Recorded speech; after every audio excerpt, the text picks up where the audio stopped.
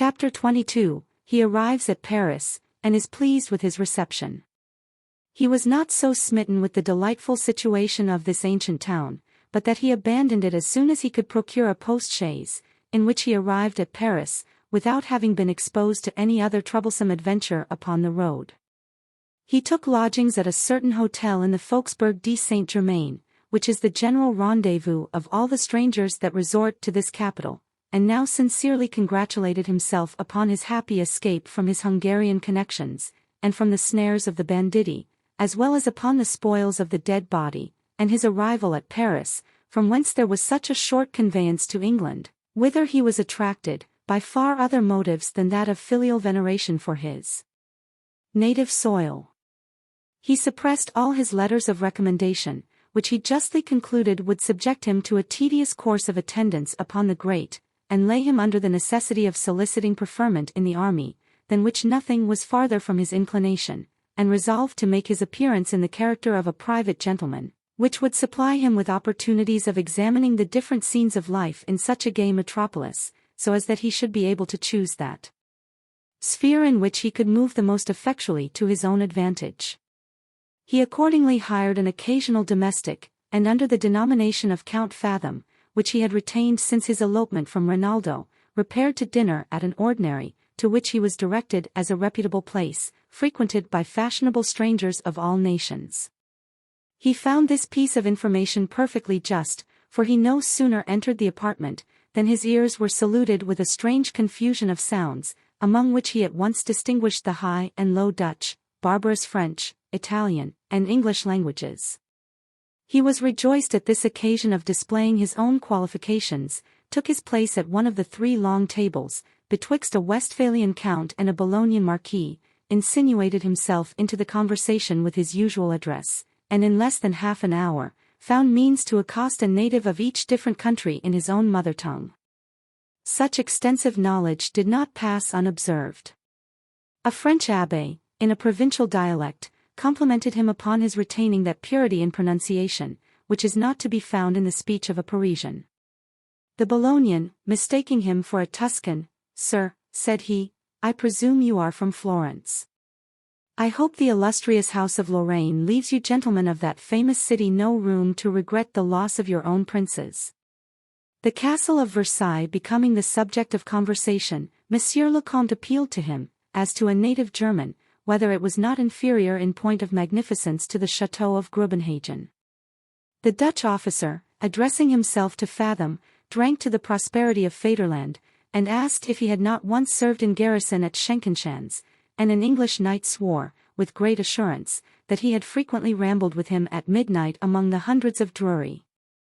To each person he replied in a polite, though mysterious manner, which did not fail to enhance their opinion of his good breeding and importance, and, long before the dessert appeared, he was by all the company supposed to be a personage of great consequence, who for some substantial reasons, found it convenient to keep himself incognito. This being the case, it is not to be doubted that particular civilities were poured upon him from all quarters. He perceived their sentiments, and encouraged them, by behaving with that sort of complaisance which seems to be the result of engaging condescension in a character of superior dignity and station. His affability was general, but his chief attention limited to those gentlemen already mentioned, who chanced to sit nearest him at table, and he no sooner gave them to understand that he was an utter stranger in Paris, than they unanimously begged to have the honor of making him acquainted with the different curiosities peculiar to that metropolis. He accepted of their hospitality, accompanied them to a coffee-house in the afternoon, from whence they repaired to the opera, and afterwards adjourned to a noted hotel, in order to spend the remaining part of the evening. It was here that our hero secured himself effectually in the footing he had gained in their good graces. He in a moment saw through all the characters of the party, and adapted himself to the humor of each individual, without descending from that elevation of behavior which he perceived would operate among them in his behalf. With the Italian he discoursed on music, in the style of a connoisseur, and indeed had a better claim to that title than the generality of those upon whom it is usually conferred, for he understood the art in theory as well as in practice, and would have made no contemptible figure among the best performers of the age. He harangued upon taste and genius to the abbé, who was a wit and critic, ex officio, or rather ex vestitu for a young pert Frenchman, the very moment he puts on the petit collet, or little band, looks upon himself as an inspired son of Apollo, and every one of the fraternity thinks it incumbent upon him to assert the divinity of his mission. In a word, the abbés are a set of people that bear a strong analogy to the Templars in London. Fools of each fabric, sharpers of all sorts, and dunces of every degree, profess themselves of both orders. The Templar is, generally speaking, a prig, so is the abbé. Both are distinguished by an air of petulance and self-conceit, which holds a middle rank betwixt the insolence of a first-rate buck and the learned pride of a supercilious pedant. The abbé is supposed to be a younger brother in quest of preferment in the church. The temple is considered as a receptacle or seminary for younger sons intended for the bar, but a great number of each profession turn aside into other paths of life, long before they reach these proposed goals. An abbé is often metamorphosed into a foot soldier, a Templar sometimes sinks into an attorney's clerk. The galleys of France abound with abbés, and many Templars may be found in our American plantations, not to mention those who have made a public exit nearer home. Yet I would not have it thought that my description includes every individual of those societies. Some of the greatest scholars, politicians, and wits that ever Europe produced have worn the habit of an abbé, and many of our most noble families in England derive their honors from those who have studied law in the Temple. The worthy sons of every community shall always be sacred from my censure and ridicule, and, while I laugh at the folly of particular members, I can still honor and revere the institution. But let us return from this comparison, which some readers may think impertinent and unseasonable, and observe, that the Westphalian count, Dutch officer, and English knight, were not excepted from the particular regard and attention of our adventurer. He pledged the German in every bumper, flattered the Hollander with compliments upon the industry, wealth, and policy of the 7 United Provinces, but he reserved his chief battery for his own countrymen, on the supposition that he was, in all respects, the best adapted for the purposes of a needy gamester. Him, therefore, he cultivated with extraordinary care and singular observance, for he soon perceived him to be a humorist, and, from that circumstance, derived an happy presage of his own success. The baronet's disposition seemed to be cast in the true English mold. He was sour, silent, and contemptuous, his very looks indicated a consciousness of superior wealth, and he never opened his mouth, except to make some dry, sarcastic, national reflection. Nor was his behavior free from that air of suspicion which a man puts on when he believes himself in a crowd of pickpockets, whom his caution and vigilance set at defiance. In a word, though his tongue was silent on the subject, his whole demeanor was continually saying, "You are all a pack of poor lousy rascals, who have a design upon my purse. 'Tis true, I could buy your whole generation, but I won't be bubbled, d'ye see, I am aware of your flattery, and upon my guard against all your knavish pranks, and I come into your company for my own amusement only." Fathom, having reconnoitered this peculiarity of temper, instead of treating him with that assiduous complaisance, which he received from the other gentlemen of the party, kept aloof from him in the conversation, with a remarkable shyness of distant civility, and seldom took notice of what he said, except with a view to contradict him, or retort some of his satirical observations. This he conceived to be the best method of acquiring his good opinion, because the Englishman would naturally conclude he was a person who could have no sinister views upon his fortune, else he would have chosen quite a different manner of deportment. Accordingly, the knight seemed to bite at the hook. He listened to Ferdinand with uncommon regard, he was even heard to commend his remarks, and at length drank to their better acquaintance. Chapter 23, Acquits himself with address in a nocturnal riot. The Italian and the abbé were the first who began to grow whimsical under the influence of the Burgundy, and, in the heat of their elevation, proposed that the company should amuse themselves during the remaining part of the night, at the house of an obliging dame, who maintained a troop of fair nymphs for the accommodation of the other sex. The proposal was approved by all, except the Hollander, whose economy the wine had not as yet invaded, and, while he retreated soberly to his own lodgings, the rest of the society adjourned in 2 coaches to the Temple of Love, where they were received by the venerable priestess, a personage turned of 70, who seemed to exercise the functions of her calling, in despite of the most cruel ravages of time, for age had bent her into the form of a Turkish bow.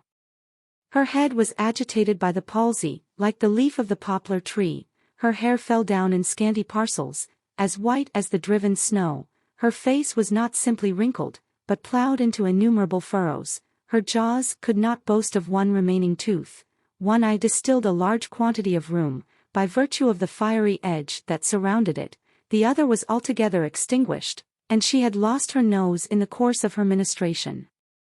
The Delphic Sibyl was but a type of this hoary matron, who, by her figure, might have been mistaken for the consort of chaos or mother of time.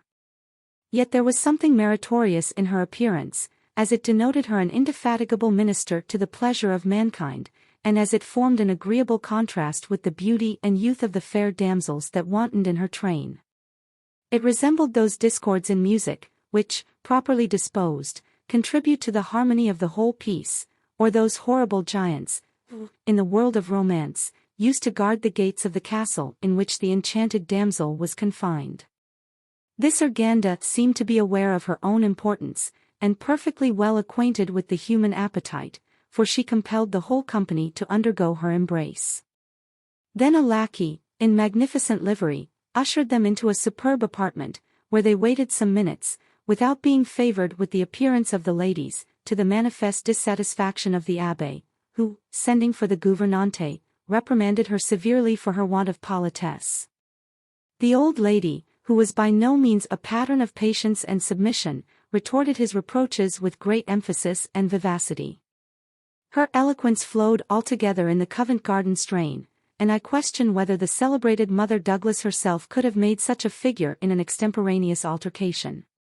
After having bestowed upon the abbé the epithets of saucy insignificant pimp, she put him in mind of the good offices which he had received at her hands, how she had supplied him with bed, board, and bedfellow, in his greatest necessity, sent him abroad with money in his pockets, and, in a word, cherished him in her bosom, when his own mother had abandoned him to distress. She then reviled him for presuming to affront her before strangers, and gave the company to understand, that the young ladies would wait upon them as soon as they could be confessed and receive absolution from a worthy cordelier, who was now employed in performing that charitable office. The gentlemen were satisfied with this remonstrance, which argued the old lady's pious concern for the souls that were under her care, and our adventurer proposed an accommodation betwixt her and the abbé, who was prevailed upon to ask her pardon, and received her blessing upon his knees. This affair had not been long adjusted, when 5 damsels were introduced in a very gay dishabille, and our hero was complimented with the privilege of choosing his Amanda from the whole bevy. When he was provided, the others began to pair themselves, and, unhappily, the German count chanced to pitch upon the same nymph who had captivated the desires of the British knight. A dispute immediately ensued, for the Englishman made his addresses to the lady, without paying the least regard to the priority of the other's claim, and she, being pleased with his attachment, did not scruple to renounce his rival, who swore by the thunder, lightning, and sacrament, that he would not quit his pretensions for any prince in Christendom, much less for a little English cavalier, whom he had already honored too much in condescending to be his companion. The knight, provoked at this stately declaration, which was the immediate effect of anger and ebriety, eyed his antagonist with a most contemptuous aspect, and advised him to avoid such comparisons for the future. "We all know," said he, "the importance of a German count. I suppose your revenue amounts to 300 rix, and you have a chateau that looks like the ruins of an English jail. I will bind myself to lend you £1,000 upon a mortgage of your estate, and a bad bargain I am sure I shall have, if I do not, in less than 2 months, find a yeoman of Kent, who spends more in strong ale than the sum total of your yearly income, and, were the truth known, I believe that lace upon your coat is no better than tinsel, and those fringed ruffles, with fine holland sleeves, tacked to a shirt of brown canvas, so that, were you to undress yourself before the lady, you would only expose your own poverty and pride." The Count was so much enraged at these sarcastic observations, that his faculty of speech was overwhelmed by his resentment, though, in order to acquit himself of the Englishman's imputation, he forthwith pulled off his clothes with such fury, that his brocade waistcoat was tore from top to bottom. The knight, mistaking his meaning, considered this demeanor as a fair challenge, to try which was the better man in the exercise of boxing, and, on that supposition, began to strip in his turn, when he was undeceived by Fathom, who put the right interpretation upon the Count's behavior, and begged that the affair might be compromised. By this time the Westphalian recovered the use of his tongue, and with many threats and imprecations, desired they would take notice how falsely he had been aspersed, and do him justice in espousing his claim to the damsel in question. Before the company had time or inclination to interest themselves in the quarrel, his opponent observed that no person who was not a mere German would ever dream of forcing the inclinations of a pretty girl, whom the accidents of fortune had subjected to his power, that such compulsion was equivalent to the most cruel rape that could be committed, and that the lady's aversion was not at all surprising, for, to speak his own sentiments, were he a woman of pleasure, he would as soon grant favors to a Westphalian hog, as to the person of his antagonist. The German, enraged at this comparison, was quite abandoned by his patience and discretion.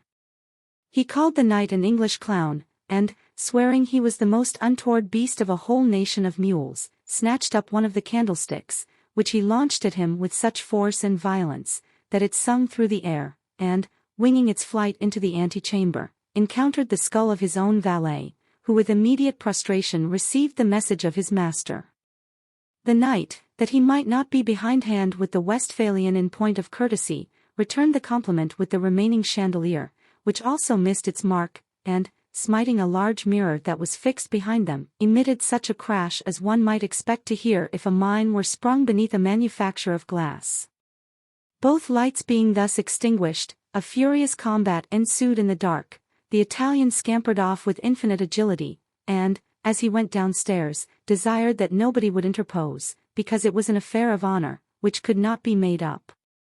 The ladies consulted their safety in flight. Count Fathom slyly retired to one corner of the room, while the abbé, having upon him the terrors of the commissaire, endeavored to appease and part the combatants, and, in the attempt, sustained a random blow upon his nose, which sent him howling into the other chamber, where, finding his band besmeared with his own blood, he began to caper about the apartment, in a transport of rage and vexation. Meanwhile, the old gentlewoman being alarmed with the noise of the battle, and apprehensive that it would end in murder, to the danger and discredit of herself and family, immediately mustered up her myrmidons, of whom she always retained a formidable band, and, putting herself at their head, lighted them to the scene of uproar. Ferdinand, who had hitherto observed a strict neutrality, no sooner perceived them approach, than he leaped in between the disputants, that he might be found acting in the character of a peacemaker, and, indeed, by this time, victory had declared for the baronet, who had treated his antagonist with a cross-buttock, which laid him almost breathless on the floor. The victor was prevailed upon, by the entreaties of Fathom, to quit the field of battle, and adjourn into another room, where, in less than half an hour, he received a billet from the Count, defying him to single combat on the frontiers of Flanders, at an appointed time and place. The challenge was immediately accepted by the knight, who, being flushed with conquest, treated his adversary with great contempt. But, next day, when the fumes of the Burgundy were quite exhaled, and the adventure recurred to his remembrance and sober reflection, he waited upon our adventurer at his lodgings, and solicited his advice in such a manner, as gave him to understand that he looked upon what had happened as a drunken brawl, which ought to have no serious consequences. Fathom, foreseeing that the affair might be managed for his own interest, professed himself of the baronet's opinion, and, without hesitation, undertook the office of a mediator, assuring his principal, that his honor should suffer no stain in the course of his negotiation. Having received the Englishman's acknowledgments for this instance of friendship, he forthwith set out for the place of the German's habitation, and understanding he was still asleep, insisted upon his being immediately waked, and told, that a gentleman from the Chevalier desired to see him, upon business of importance which could not be delayed. Accordingly, his valet-de-chamber, pressed by Fathom's importunities and remonstrances, ventured to go in and shake the Count by the shoulder, when this furious Teutonian, still agitated by the fever of the preceding night, leaped out of bed in a frenzy, and seizing his sword that lay upon a table, would have severely punished the presumption of his servant, had not he been restrained by the entrance of Ferdinand, who, with a peremptory countenance, gave him to understand that the valet had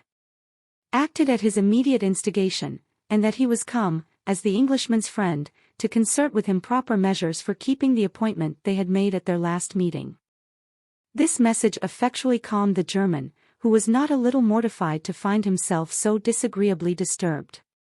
He could not help cursing the impatience of his antagonist, and even hinting that he would have acted more like a gentleman and good Christian, in expressing a desire of seeing the affair accommodated, as he knew himself to be the aggressor, consequently the first offender against the laws of politeness and good fellowship. Fathom, finding him in a fit temper of mind, took the opportunity of assenting to the reasonableness of his observation. He ventured to condemn the impetuosity of the baronet, who, he perceived, was extremely nice and scrupulous in the punctilios of honor, and said it was a pity that two gentlemen should forfeit each other's friendship, much less expose their lives, for such a frivolous cause. "My dear Count," cried the Westphalian, "I am charmed to find your sentiments so conformable to my own. In an honorable cause, I despise all danger. My courage, thank heaven, has been manifested in many public engagements as well as in private rencounters, but, to break with my friend, whose eminent virtues I admire, and even to seek his life, on such a scandalous occasion, for a little insignificant W.E., who, I suppose, took the advantage of our intoxication, to foment the quarrel, by heaven, my conscience cannot digest it." Having expressed himself to this purpose, he waited impatiently for the reply of Ferdinand, who, after a pause of deliberation, offered his services in the way of mediation, though, he observed, it was a matter of great delicacy, and the event altogether uncertain. "Nevertheless," added our adventurer, "I will strive to appease the knight, who, I hope, will be induced by my remonstrances to forget the unlucky accident, which hath so disagreeably interrupted your mutual friendship." The German thanked him for this proof of his regard, which yielded him more satisfaction on account of the chevalier than of himself. "For, by the tombs of my fathers," cried he, "I have so little concern for my personal safety, that, if my honor were interested, I durst oppose myself singly to the whole ban of the empire, and I am now ready, if the chevalier requires it, to give him the rendezvous in the forest of Senlis, either on horseback or on foot, where this contest may be terminated with the life of one or both of us." Count Fathom, with a view to chastise the Westphalian for this rhodomantade, told him, with a mortifying air of indifference, that if they were both bent upon taking the field, he would save himself the trouble of interposing farther in the affair, and desired to know the hour at which it would suit him to take the air with the baronet. The other, not a little embarrassed by this question, said, with a faltering tongue, he should be proud to obey the chevalier's orders, but, at the same time, owned he should be much better pleased if our hero would execute the pacific proposal he had made.